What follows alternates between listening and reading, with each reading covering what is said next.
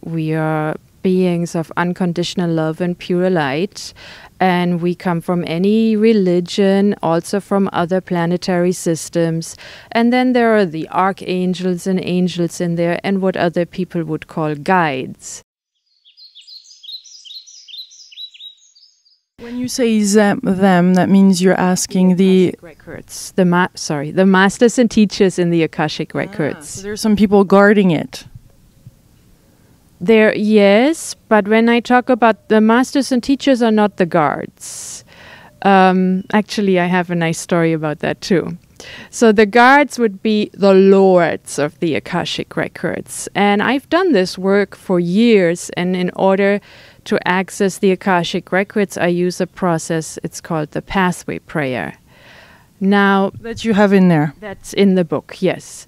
Now, there is a part of the pathway prayer.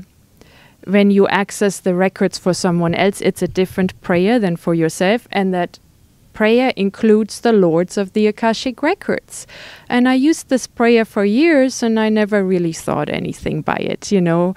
Yeah, you learn that these are the protectors of the Akashic Records, but it didn't have that deep meaning to me.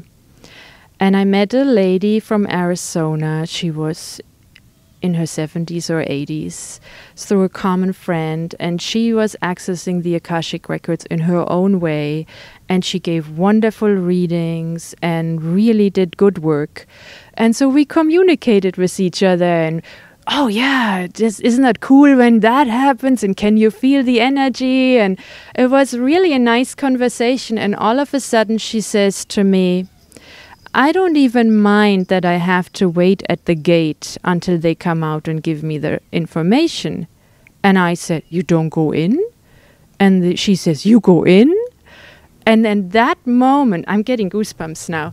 And that moment, I realized it wasn't that she can't go in. She just didn't know how. You know, it's not that they said, oh, you can go in and you can't. She just never tried beyond that point. But at that moment, I realized there is something like a protector there. So this energy cannot be misused. And it made me very grateful that I was so ignorant to just do it and never made a problem out of it. But now I treat it with much more respect after that experience. Yeah. So yes, they're the lords of the Akashic Records who protect this information. And then there are the masters and teachers, we call them in the Akashic Records. We don't really give them individual names, who will communicate with us. Like guides. Like what most people know as guides. Yes, what other people would describe as guides.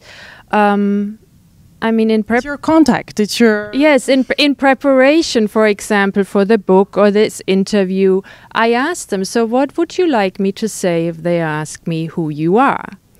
And they said, well, you can give a generic answer like, we are beings of unconditional love and pure light, and we come from any religion, also from other planetary systems. And then there are the archangels and angels in there, and what other people would call guides.